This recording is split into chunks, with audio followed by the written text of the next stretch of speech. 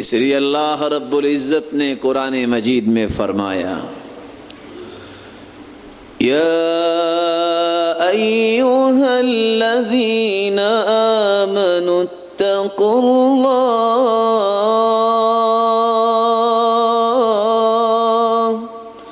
اتقوا اللہ وقولوا قولا سدیدا يصلح لكم أعمالكم ويغفر لكم ذنوبكم ومن يطع الله ورسوله فقد فاز فوزا عظيما۔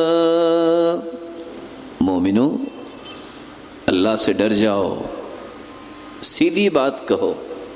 سیدھی بات قرآن کی بات ہے، سیدھی بات حدیث کی بات ہے، اس سے سیدھی بات دنیا میں آئی ہی نہیں ہے۔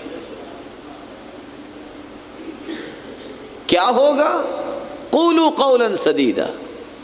اللہ رب العزت تمہیں دو انعامات سے نواز دے گا، یصلح لکم اعمالکم، تمہارے جیسے بھی ناقص عمل ہیں جب قول سدید سیکھ لو گے تو اللہ رب العزت تمہارے اعمال کی اصلاح فرما دے گا، اس کی ڈائریکشن درست ہو جائے گی۔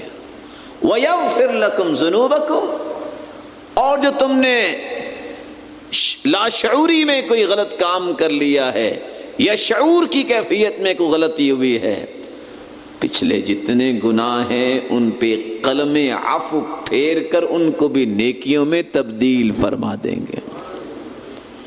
وَمَن يُطِعِ اللَّهَ وَرَسُولَهُ فَقَدْ فَازَ فَوْزًا عَظِيمًا، اور جو اللہ اور اس کے رسول کی اطاعت کرتا ہے سب سے بڑی کامیابی تو اس شخص کو حاصل ہوگی۔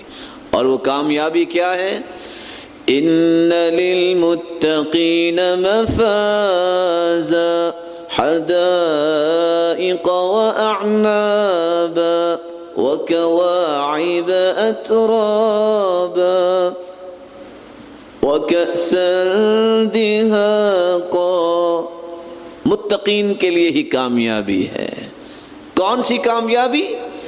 ان المتقین فی جنات وعیون، تقوی اختیار کرنے والے، اللہ سے ڈرنے والے جنتوں میں جائیں گے، اور جنتوں کے چشموں سے نکلنے والے پانی اور دودھ کا چشمہ، شہد کا چشمہ، شرابن طہورا کا چشمہ، یہ ساری کی ساری نعمتیں کن کے لیے ہیں؟ جن کے اندر اللہ کا خوف پیدا ہو جائے۔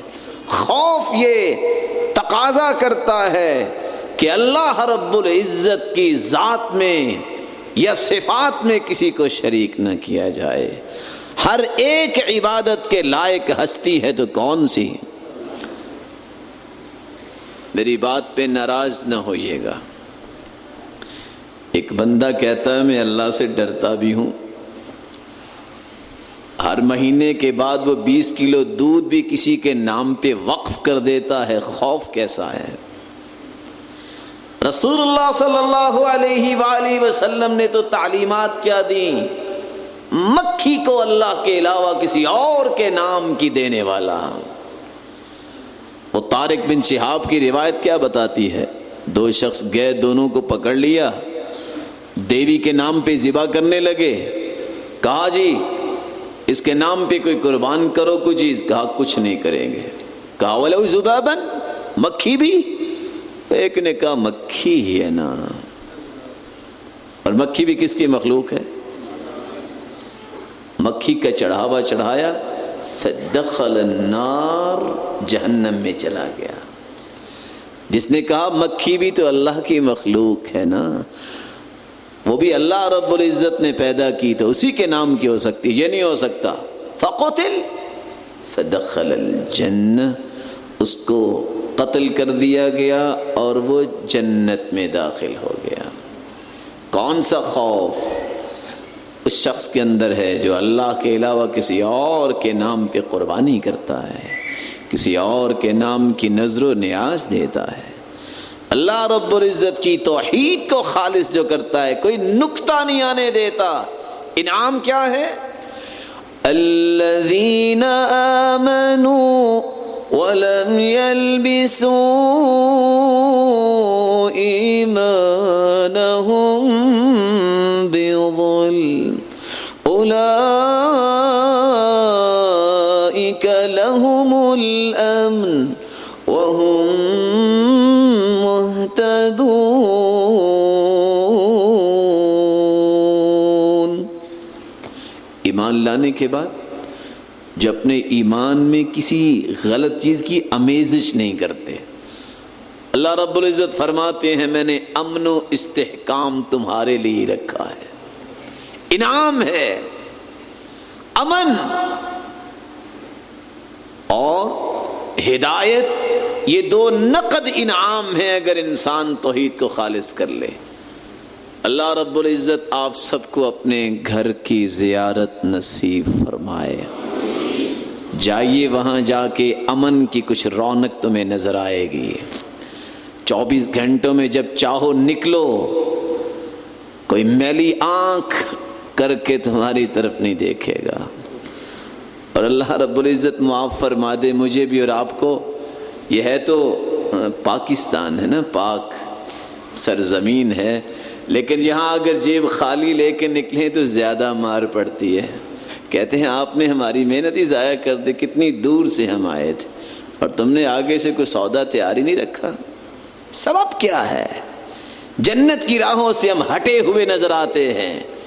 رسول اللہ صلی اللہ علیہ وآلہ وسلم کی رسالت، ان کی عظمت اور ان کا تقدس اتنا ہے، کل کائنات کی باتیں جمع ہو جائیں، فتوے جمع ہو جائیں، بات مانی جائے گی تو کس کی؟ محمد الرسول اللہ صلی اللہ علیہ وسلم۔ ویسے تو صبح کی نماز پڑھنے کے بعد مومن کو قرآن ہی پڑھنا چاہیے، اپنے دن کا آغاز قرآن سے کرنا چاہیے، اسی میں برکت ہے اور یہ جنت کی راہ بھی ہے۔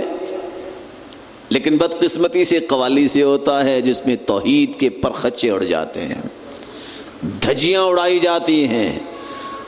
اور میرے بڑے ہی محترم ہیں وہ بھائی جو نظم اور نعت بھی پڑھتے ہیں، لیکن آپ کو پتہ ہے کہ الفاظ کا فرق ہوتا ہے۔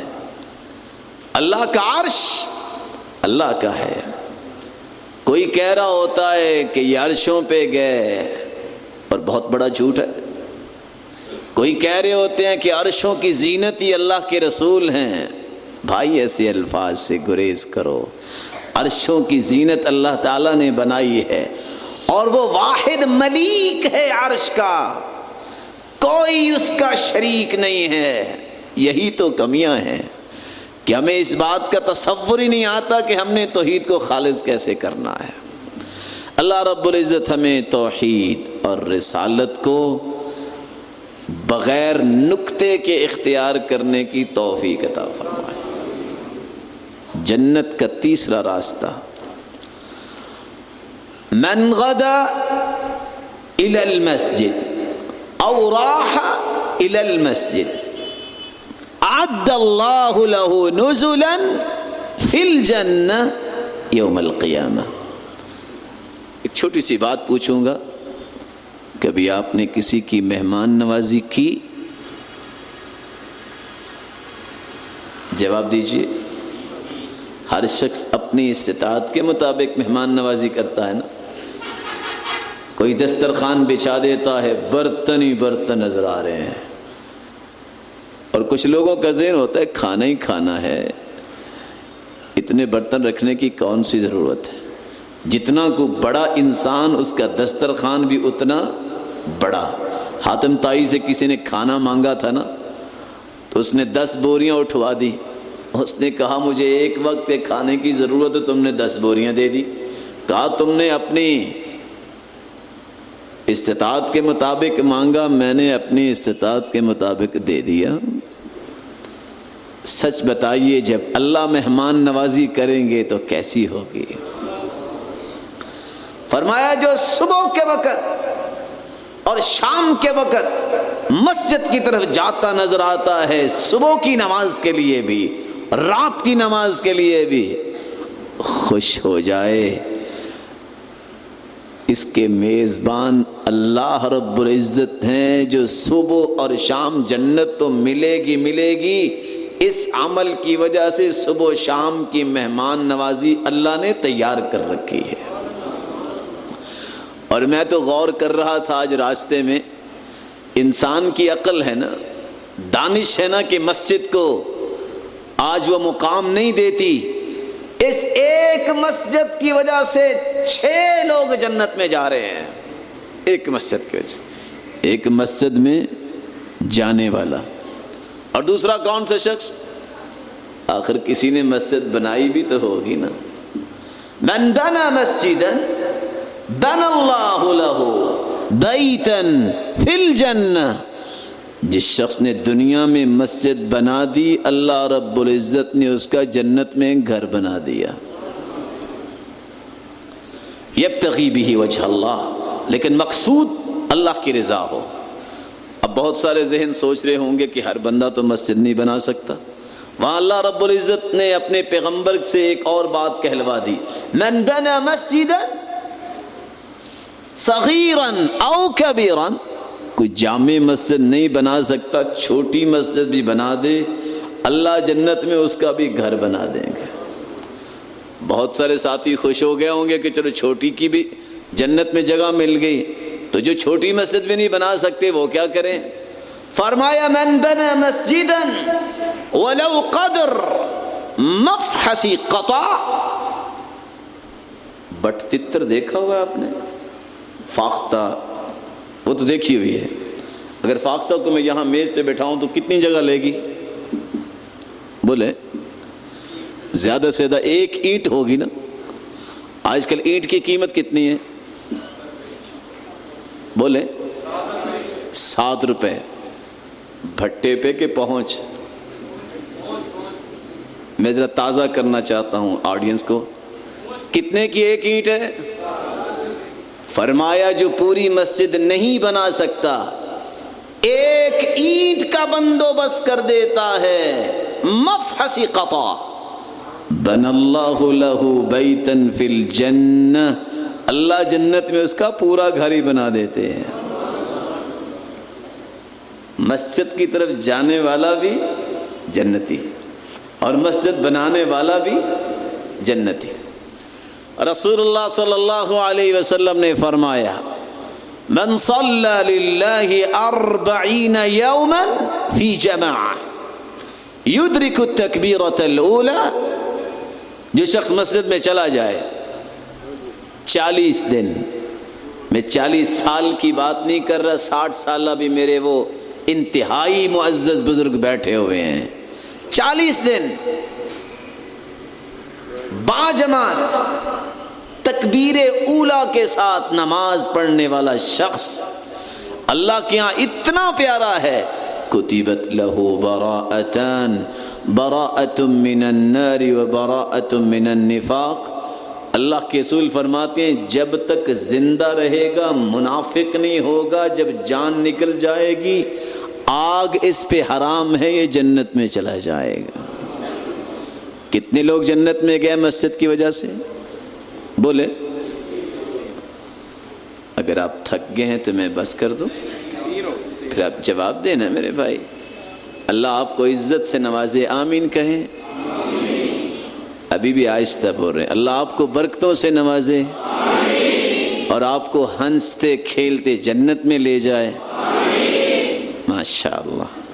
جاگ رہے ہیں، اس کا مطلب پہلا شخص مسجد کی طرف جانے والا، دوسرا شخص مسجد بنانے والا، تیسرا شخص 40 نمازیں باجماعت تکبیر اولا کے ساتھ پڑھنے والا، اور چوتھا شخص مسجد میں کوئی مؤذن بھی تو ہوتا ہے نا۔ سرتاج رسول فرماتے ہیں بلال دخلت الجنہ فسمعت خشفۃ بین یدی، میں جنت میں گیا تو وہاں کیا دیکھتا ہوں؟ بلال تمہیں تو دنیا میں چھوڑ کے گیا لیکن تیرے قدموں کی آہٹ جنت میں سنائی دے رہی تھی. مقام دیکھیے، یہ کالے رنگ کا بلال جس کو لوگ غلام کہتے ہیں.